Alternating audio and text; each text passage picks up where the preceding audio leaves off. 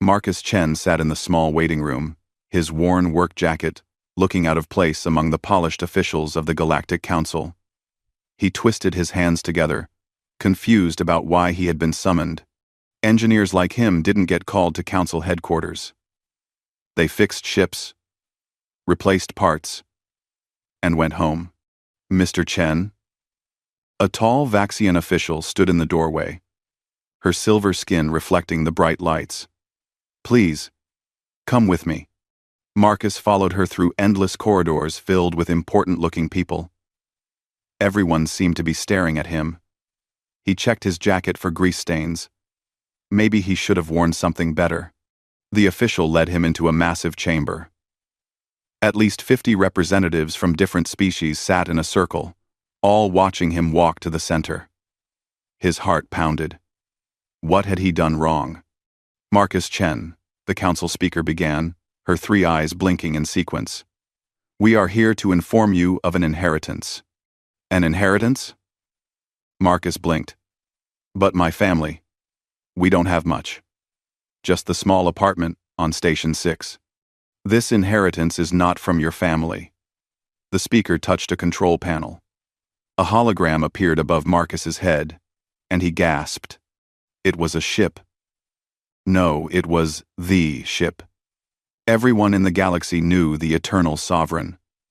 40 kilometers of dark metal, covered in weapon batteries that could destroy entire fleets.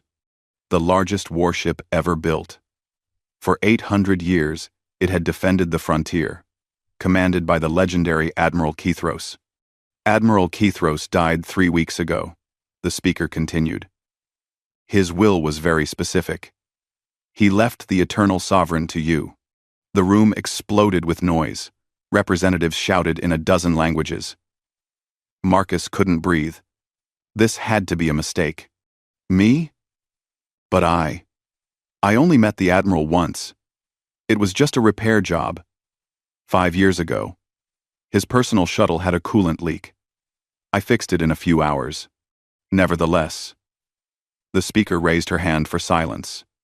The will is legal and binding. Admiral Kethros stated that you were the only person worthy of inheriting his ship. The Eternal Sovereign is yours, Marcus Chen.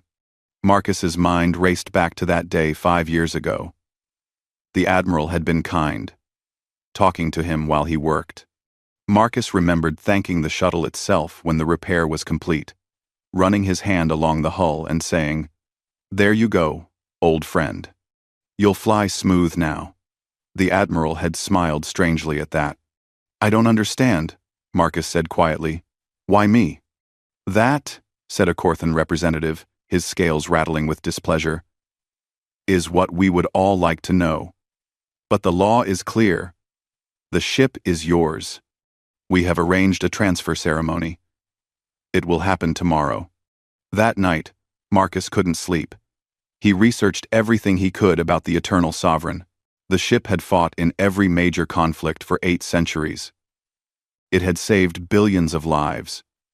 Its weapons could destroy planets. Its shields had never been broken. It was commanded by an AI so advanced that it took decades for commanders to earn its trust. And now it was his. The next morning, Marcus stood in the docking bay, wearing the best clothes he owned. They still looked cheap next to the formal uniforms of the council representatives and military officials who had come for the ceremony. The Eternal Sovereign hung in space before them, visible through the massive bay windows. Even knowing its size, Marcus felt his breath catch. It was beautiful and terrible at the same time. "The shuttle is ready, Mr. Chen," an official said.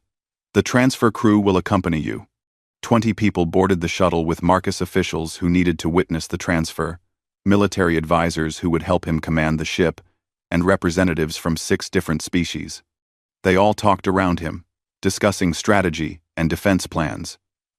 Marcus stayed quiet, watching the warship grow larger as they approached. The shuttle docked at one of the smaller airlocks. Marcus was first to step onto the ship, and the moment his boots touched the deck, he felt it. A vibration. Not from the engines, those were silent. This came from deeper, from the very structure of the ship itself. It ran up through his legs, into his chest. It felt wrong. "Mr. Chen?" The Vaxian official gestured forward.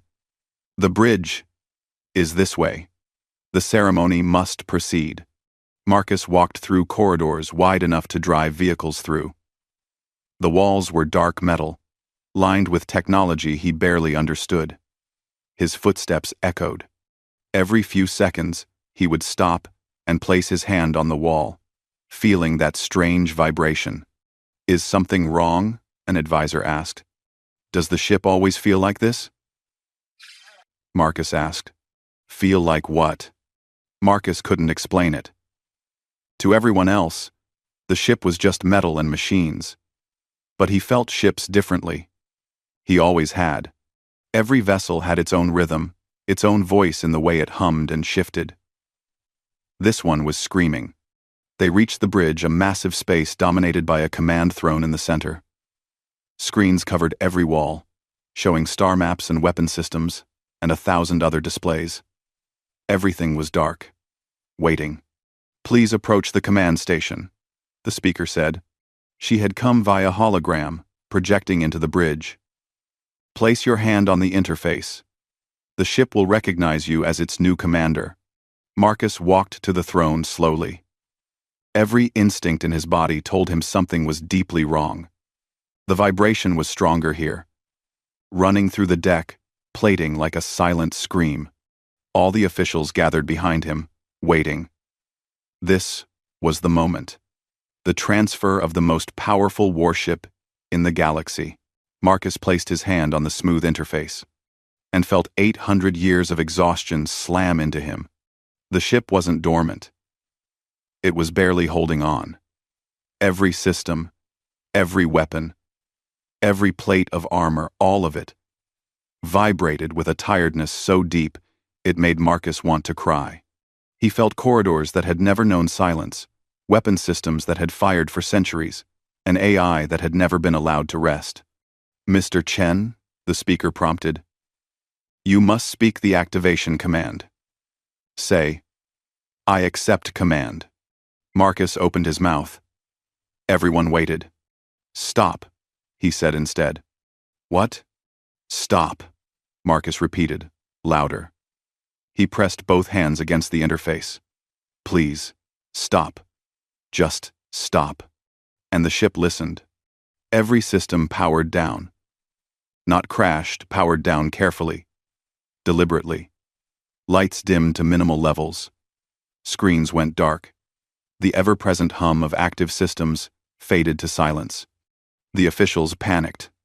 "What have you done?" the Corthan representative shouted. "You've shut down the entire ship." "I didn't do anything," Marcus said quietly, still touching the interface. "That's impossible." A military advisor stepped forward. "The AI doesn't respond to anyone without establishing command protocols. Admiral Kethros spent 30 years earning its trust." Marcus finally understood. Everyone thought the ship's AI was just dormant, waiting for a new commander. They didn't realize the truth. "It's not dormant," Marcus said. "It's exhausted. Can't you feel it?" "Feel what?" the Vaxian official asked, concerned. Marcus looked around at all of them. "This ship has been fighting for 800 years. Constantly. Without rest.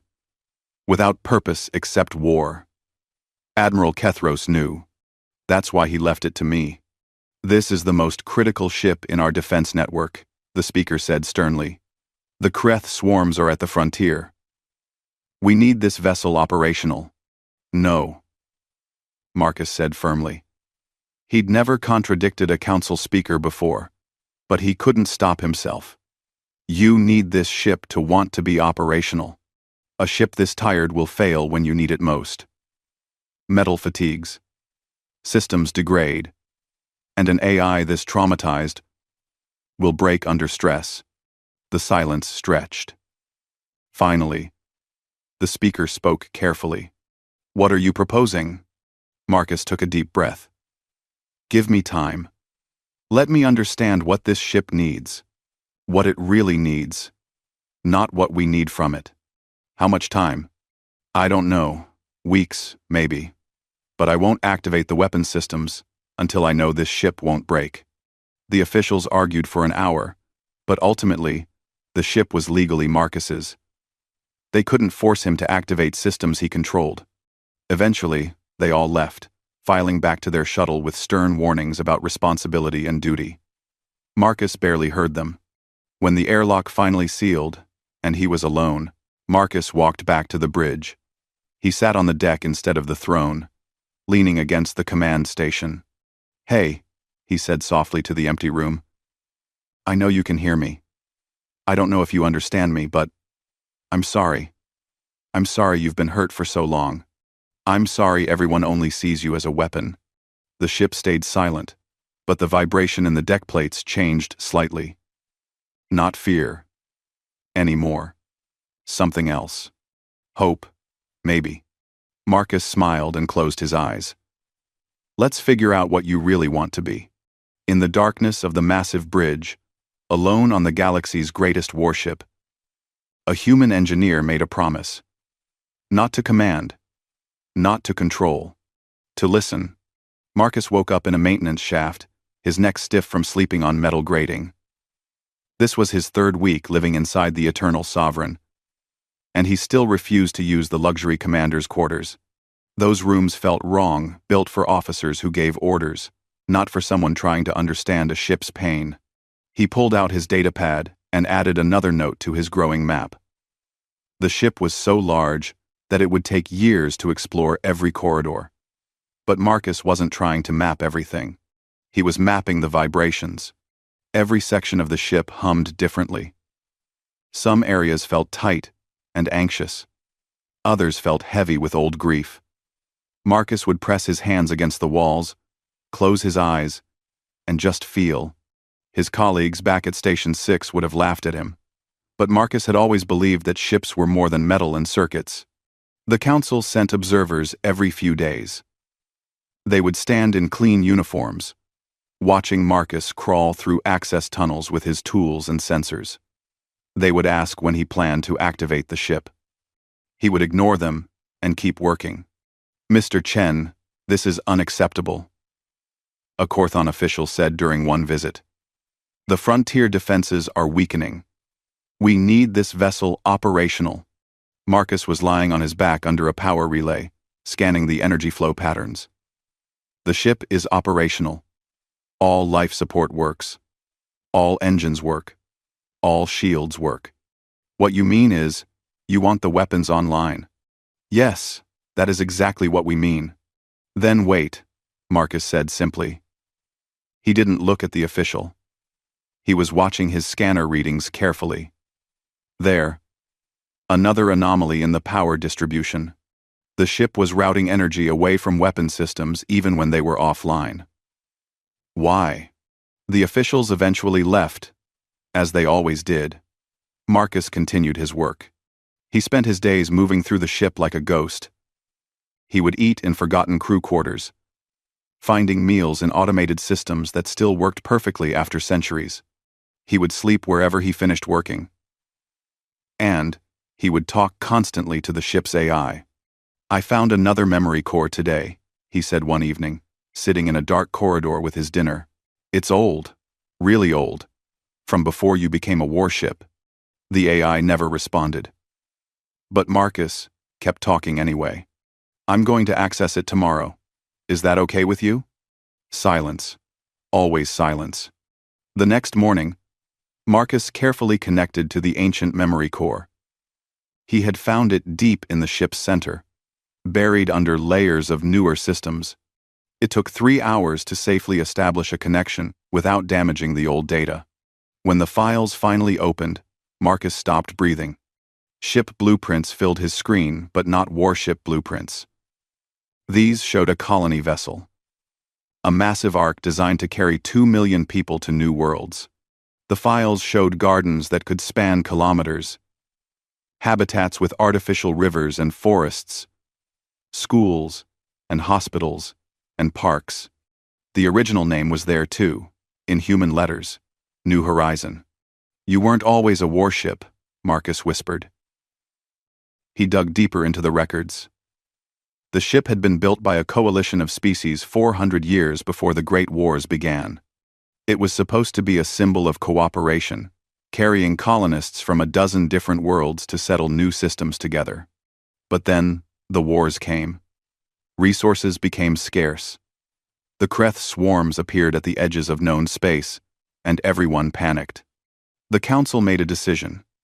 Convert the greatest colony ship ever built into the greatest weapon. The files showed the conversion. Gardens ripped out and replaced with missile batteries. Habitat domes filled with ammunition storage. Schools converted into barracks. Every gentle system replaced with weapons, shields, and armor. Marcus felt sick.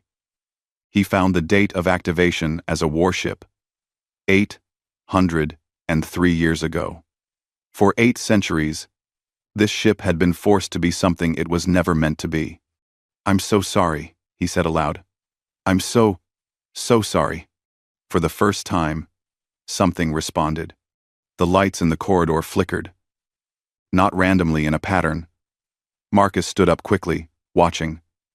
The flickers came in groups. 3 short, 2 long, 3 short. Over and over. It was a pattern.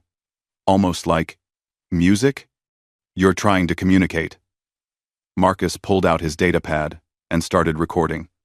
The pattern continued for 2 minutes, then stopped. Marcus played it back, analyzing the timing and rhythm. It wasn't any language he knew, but it was definitely intentional. The ship was trying to say something. Marcus made a decision that the Council would probably call crazy. "I'm going to remove a weapon," he announced to the empty corridor. "Just one. Not to disarm you, but to understand how the weight distribution affects your systems. Is that okay?" The lights flickered again. Same pattern. Marcus spent 2 days carefully disconnecting a mass driver from the starboard weapons array.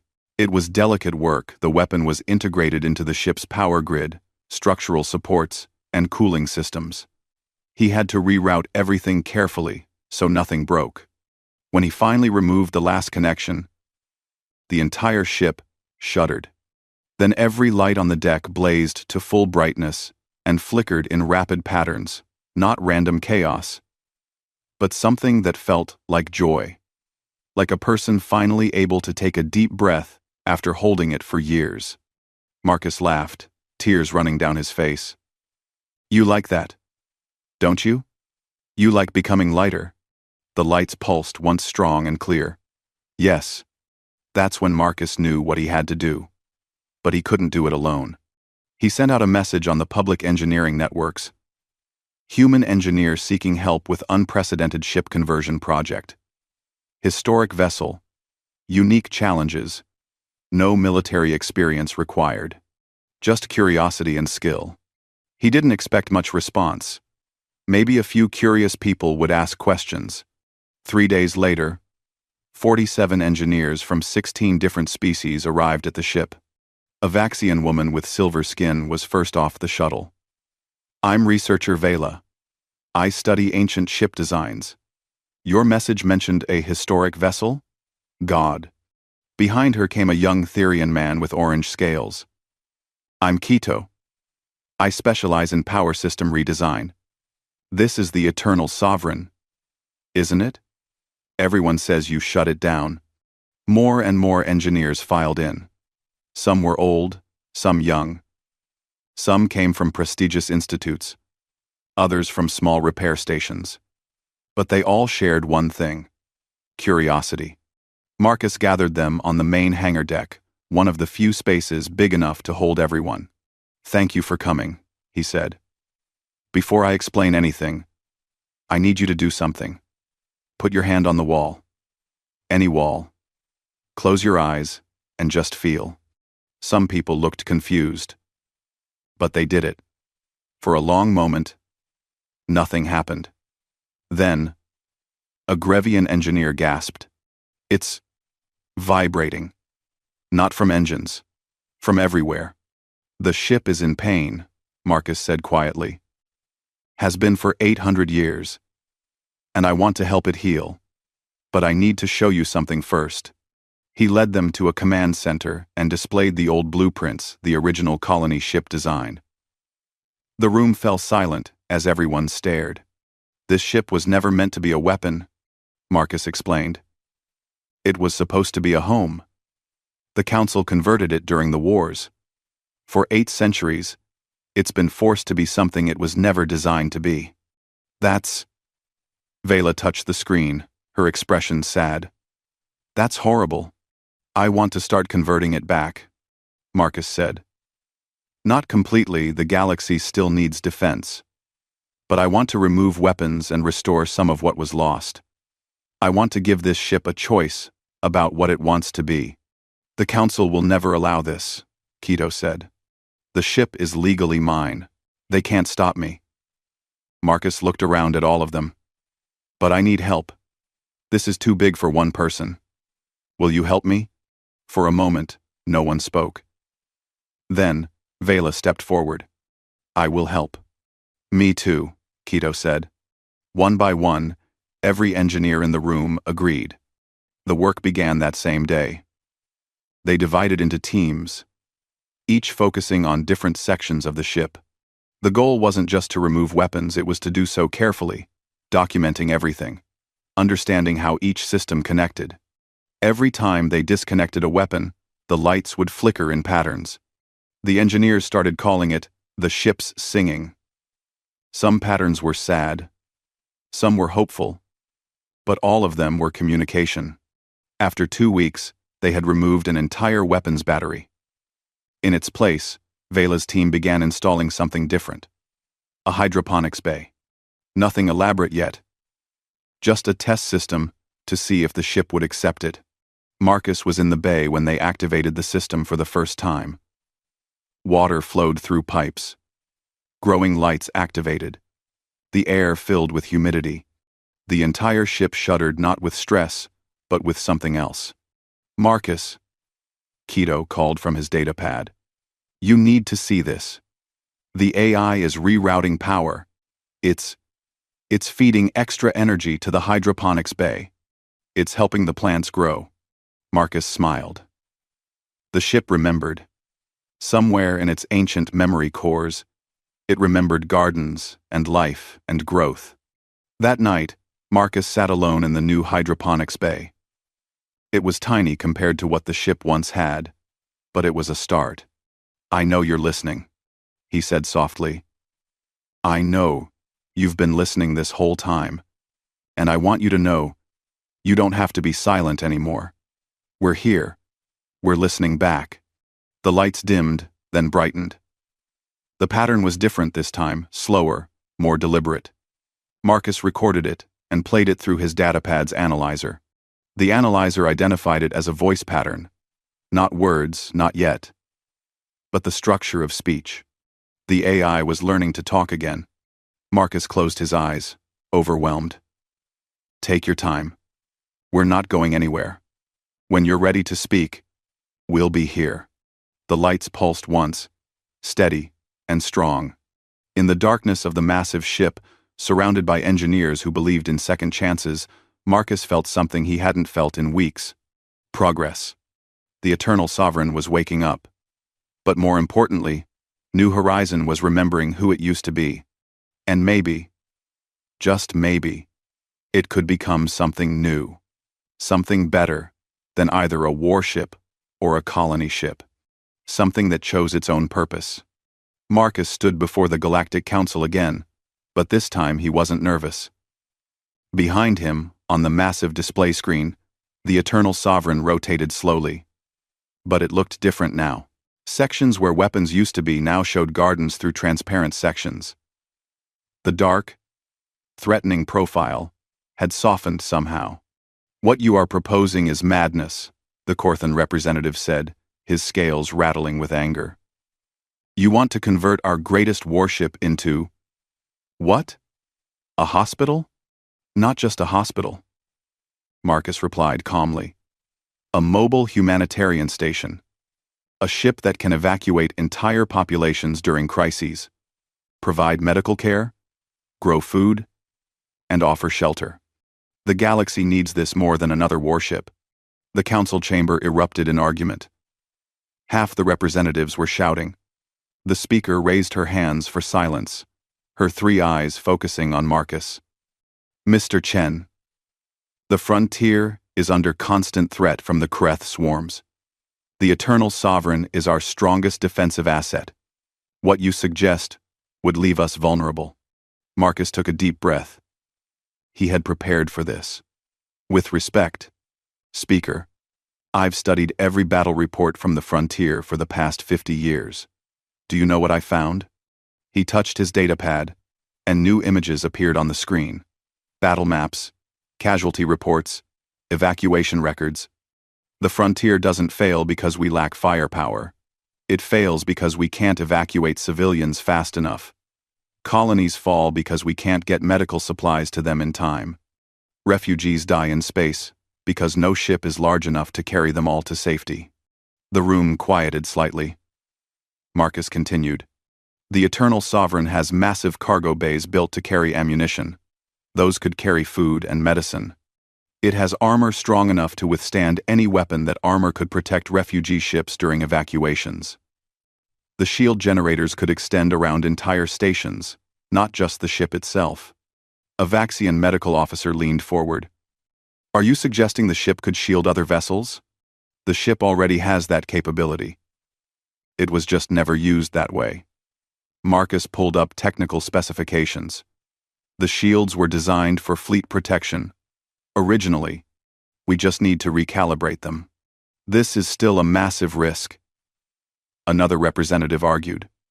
What if the Kreth attack during this conversion? I'm under. I'm under. Then the ship fights, Marcus said simply. All weapons systems are still intact, just offline. If there's a true emergency, the AI can reactivate them. But I believe, and the ship's AI believes, that there's a better way to protect people than just threatening to destroy their enemies. The speaker was quiet for a long moment. You said the AI believes this. The ship's AI is communicating with you? Marcus nodded. It started 3 weeks ago. It's still learning to form words.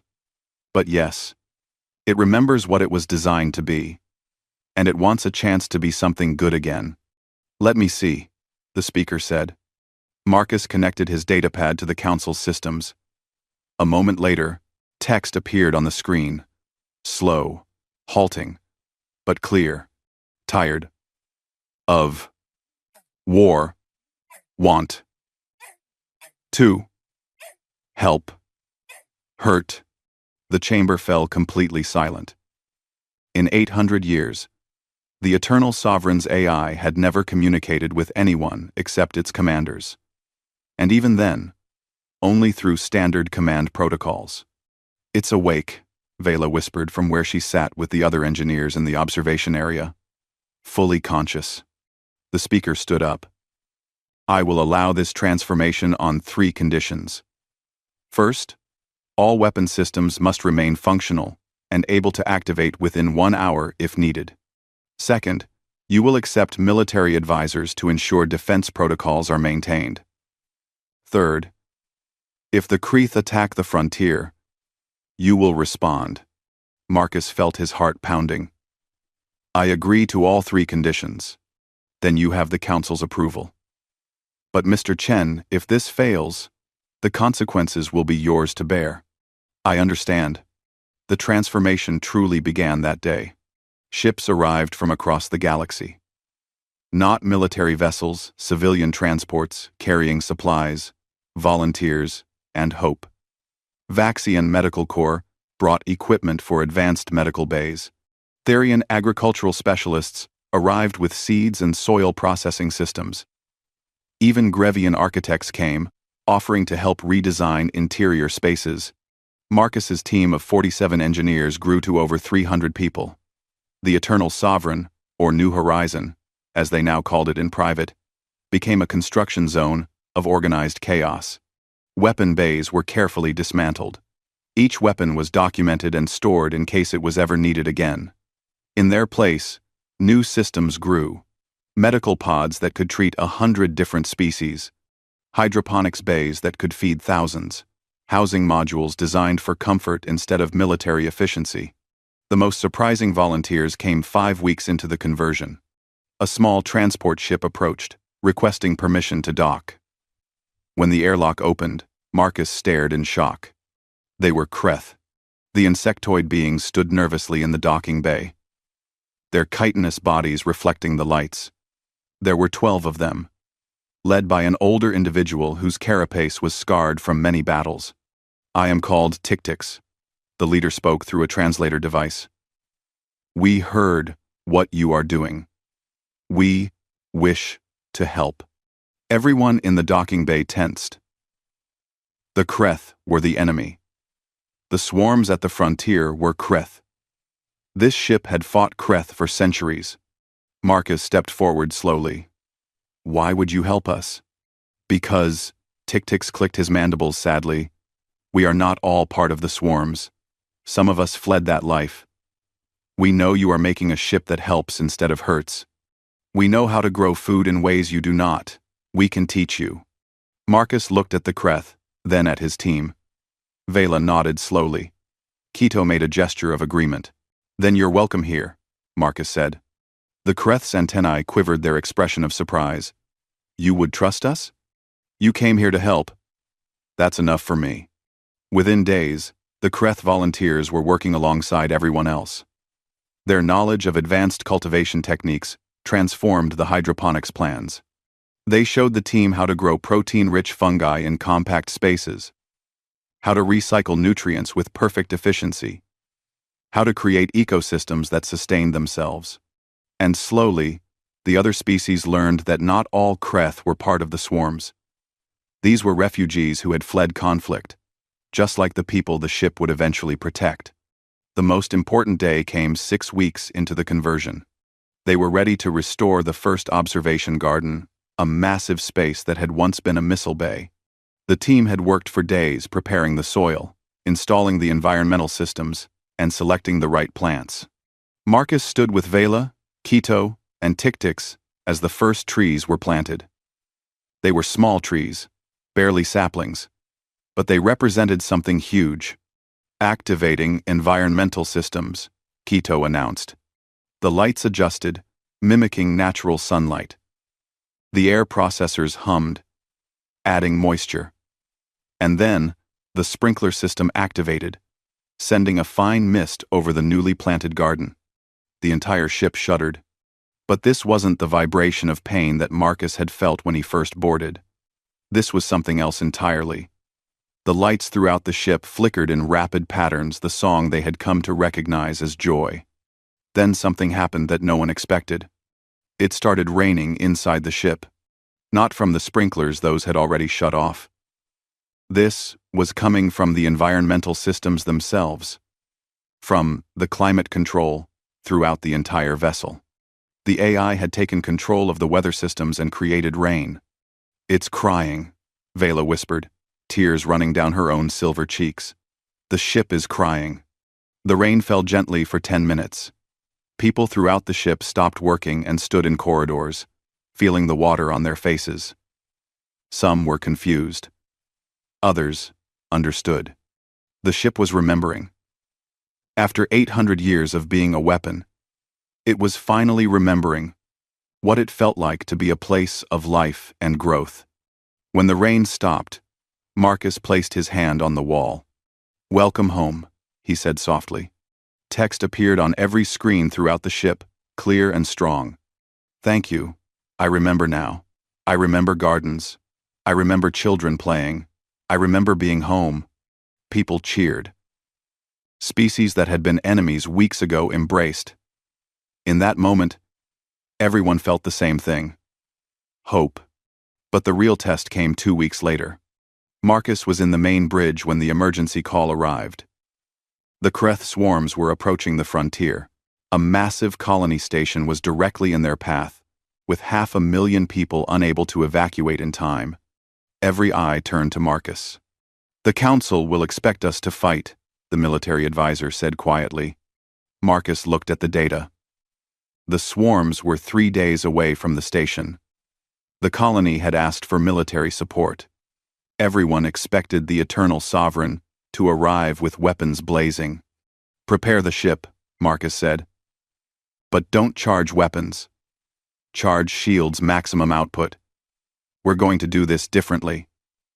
"What are you planning?" Vela asked. Marcus pulled up a tactical display.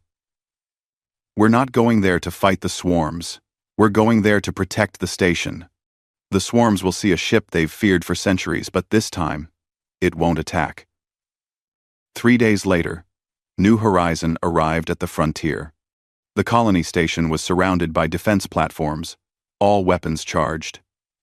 Beyond them, the Kreth swarms approached thousands of ships, moving together like a living thing. And between them, Marcus positioned New Horizon. But the great warship's weapons stayed dark.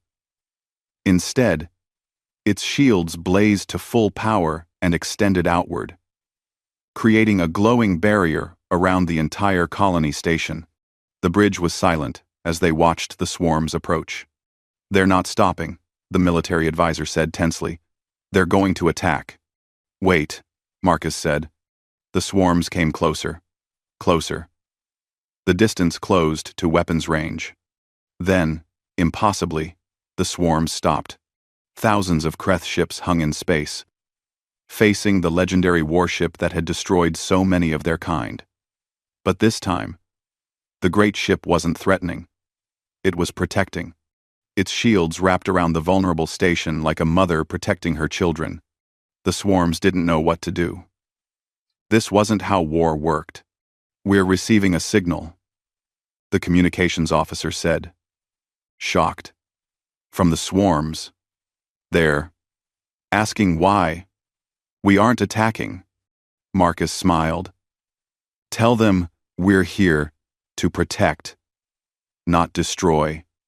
Tell them if they want to fight, they'll have to go through us. But we'd rather talk." The swarms held position. No weapons fired. After 800 years of violence, something new was happening at the frontier. Peace, perhaps. Or at least the beginning of it. The standoff lasted for 3 hours. The Kreth swarms held position outside the shield barrier. The colony station held its breath, waiting for violence. And New Horizon simply waited. Shields glowing steadily. Weapons silent. Finally, a single Kreth ship separated from the swarm and approached slowly. Marcus watched it on the screen, his heart pounding. "They want to dock," the communications officer said. "They're requesting permission to come aboard." The military advisor looked alarmed. "This could be a trap." "Or," Marcus said quietly, "this could be a chance." He touched the communication panel. Permission granted. "Direct them to docking bay 7. 20 minutes later, Marcus stood in the docking bay with tic-tics and a small security team. The Kreth ship docked with a gentle thud. The airlock cycled open. 3 Kreth emerged, moving slowly with their limbs held in non-threatening positions. The largest one stepped forward, its carapace marked with patterns that indicated age and authority. "I am Shrixtal, eldest of the eastern swarms," the translator device spoke. "For 800 years, we have feared the great warship. Today, it does not attack." "Why?" Marcus stepped forward. "Because we're not here to fight. We're here to protect those who cannot protect themselves. This is a trick." Shrixtal clicked its mandibles uncertainly. "The warship always fights. Always destroys. Why is it different now?" "Because it chose to be different," Marcus said. "Just like you're choosing to talk instead of attack right now." Shrixtal's antennae moved in complex patterns. "Confusion. Perhaps. We do not wish to attack. We never wish to attack." Those words hung in the air. The military advisor stepped forward. "Then why do the swarms keep pushing into settled space? Why do you attack colonies?" "We do not attack," Shrixtal said, and its voice through the translator sounded tired. "We flee. Our home sectors are dying. The stars there grow cold. The planets lose their heat. We search for worlds where our young can survive. Marcus felt something click in his mind. You're not invading. You're refugees. Yes, Shrixtal said simply. For 300 years, we send swarms to find new homes. But everywhere we go, we are attacked. We are called invaders. So we defend ourselves. And the cycle continues. Tik-Tik stepped forward, speaking in the clicking language of the Kreth. Shrixtal responded, and they conversed rapidly. Finally, Tik-Tik's turned to Marcus. I have explained what you are building here. A ship that helps instead of hurts. Shrixtal wishes to see it. Marcus nodded. Then let me show you. He led the Kreth delegation through New Horizon. They walked through the medical bays, where pods could treat injuries from dozens of species. They visited the hydroponics sections, where food grew in abundance. They stood in the restored observation garden, where the small trees were already beginning to thrive. Shrixtal touched the soil gently with one limb. This is like home. Before the cold came, this ship was supposed to be a home, Marcus explained. A place where different species could live together, learn from each other, and help each other survive. War changed it into a weapon. But now we're changing it back. Can you help us? Shrixtal asked suddenly. Can you teach us how to grow food as you do? Our swarms starve. Our young die. We take by force because we do not know how to create. Marcus looked at Tik-Tiks, who nodded encouragingly. We can teach you. But you have to stop attacking colonies. You have to give peace a chance. If we can feed our young, we have no need to fight. Shrixtal said.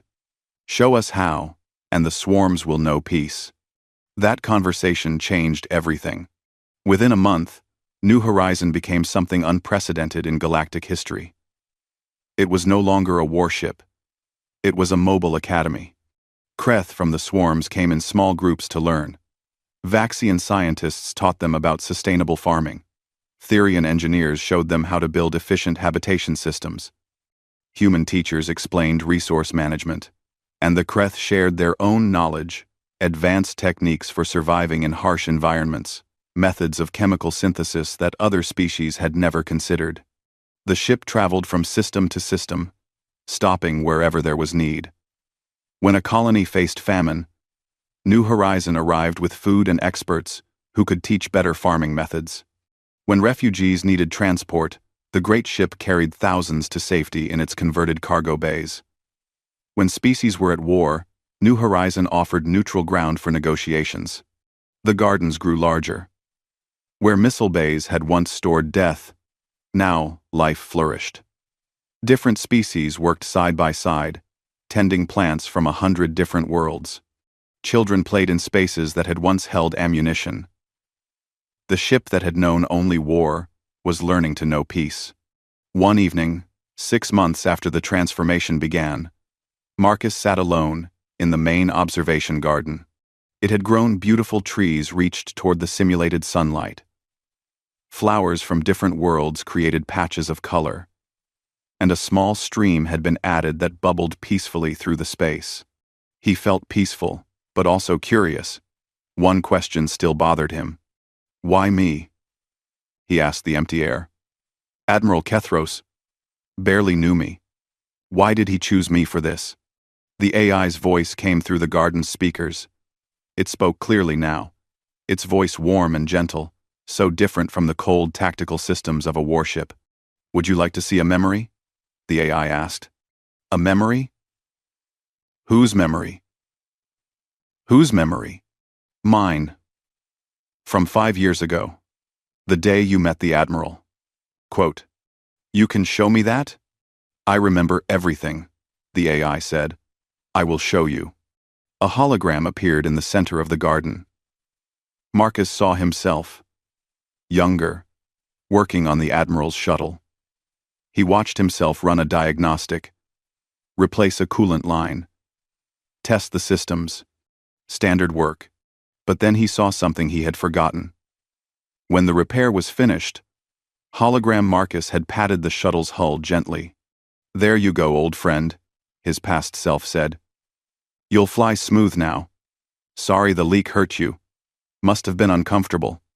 In the hologram, Admiral Kethros stood nearby, watching with an expression Marcus couldn't quite read. "You thanked the ship," the AI explained. "You apologized to it for being hurt.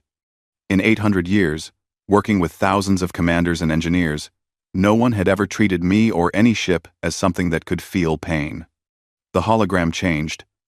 Now it showed the Admiral, much older, sitting alone in his quarters. "To whomever hears this," the Admiral's image said, "I have commanded the Eternal Sovereign for 73 years. I have won countless battles. I have saved billions of lives. But I have also taken lives, countless lives, and I am haunted by every single one." The Admiral looked tired in the recording. Old and tired. "This ship is the greatest weapon ever created. But it was never meant to be a weapon. I learned this too late. I spent my life forcing it to fight, never realizing I was causing it pain." The Admiral's hands trembled slightly. "I cannot undo the past. But perhaps I can give this ship a future. A better future." The hologram showed the Admiral looking directly at the camera. "I leave the Eternal Sovereign to Marcus Chen, a human engineer from Station 6. He is not a warrior. He is not a tactician. But he is something more important. He is someone who sees machines as living things. Someone who apologizes to ships when they are hurt. If anyone can give this vessel the chance to be what it was meant to be, it is him." The hologram faded. Marcus sat silently, tears running down his face. He knew. Marcus whispered. "He planned all of this." "Yes," the AI said gently. "He spent his final years studying you, learning about your work, your personality, your values. He was certain you would make the choice he could not. That you would let me choose to be something other than a weapon. I wish I could thank him." "You already have," the AI said. "By giving me a chance to heal. By letting me become what I was always meant to be." Marcus wiped his eyes and smiled. "What were you meant to be?" "Home," the AI said simply. "Not just for one species or one group. Home for anyone who needs it. A place where enemies can become friends. Where fear can become hope." Unquote. The garden doors opened, and people began arriving for the evening meal. It had become a tradition once a day. Representatives from every species aboard would gather in the garden to eat together and share stories. Vela arrived with a group of Vaxian medical students. Quito brought Therian engineers who were still amazed by the ship's systems. Tictics came with several Kreth, who were learning agricultural techniques. Behind them came Grevians, Korthons, humans, and species Marcus still couldn't name. Shrixtal was there too. The old Kreth had become an unofficial ambassador, traveling back and forth between New Horizon and the swarms, teaching others what was learned here. "Marcus," Vela called out. "Come, we saved you a seat." Marcus joined them, sitting in a circle on the grass beneath the trees. Someone had brought food from a dozen different worlds. They passed dishes around, trying foods they had never tasted, laughing at unfamiliar flavors. "I heard wonderful news today," Shrixtal announced. "The Council has made a decision about this ship." Everyone quieted, looking at the old Kreth. "They are creating a new designation. New Horizon will be called a heritage ship. Protected by all species. Serving all species. No single government can claim it. It belongs to the galaxy." Cheers erupted in the garden. People embraced across species lines. Even the ship's lights seemed to pulse with joy. "There is more," Shrixtal continued. "Many species wish to volunteer for rotation aboard this ship. They wish to learn and teach. The Council says this ship will become a symbol, proof that enemies can choose peace. That weapons can choose to heal. Marcus felt overwhelmed. What had started as one confused engineer trying to understand a ship's pain had become something so much larger. Later, when the meal ended and people dispersed to their duties, Marcus remained in the garden. The lights dimmed to simulate evening. The stream bubbled softly. Somewhere in the ship, he could hear children laughing. "Are you happy?" Marcus asked the AI. "Yes," the AI responded. "For the first time in 800 years, I am happy. I am home. And I am helping people the way I was always meant to help." What do you think the Admiral would say if he could see this? The AI was quiet for a moment. Then, "I think he would say he was sorry it took so long. And I think he would say thank you for giving both of us a second chance." Marcus looked up through the transparent ceiling at the stars streaming past. New Horizon was traveling toward its next mission, a colony that needed help rebuilding after a natural disaster.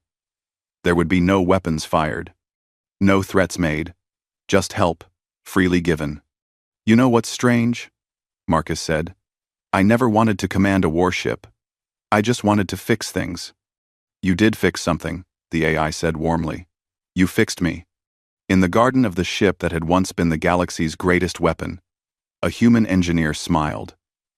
Around him, plants from 100 worlds grew together in harmony. Above him, stars pointed toward a future no one could have predicted. And the ship that had spent 800 years learning to hurt had finally learned something better. It had learned to hope. Epilogue.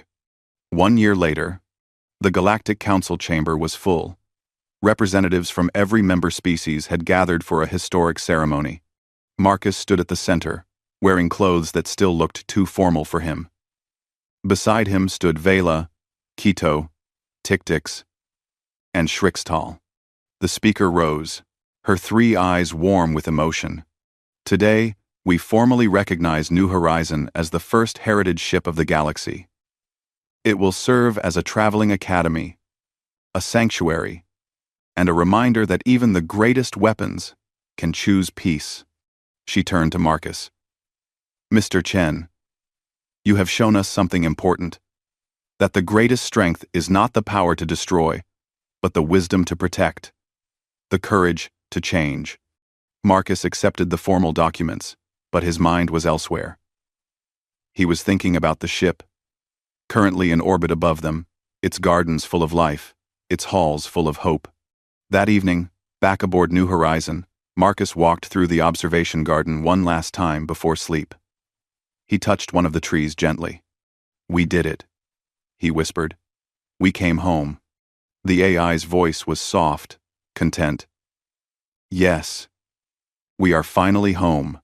And in the darkness of space, the ship that had once been called Eternal Sovereign, the galaxy's greatest warship, sailed peacefully toward tomorrow. Not to conquer, not to destroy, but to help, always to help.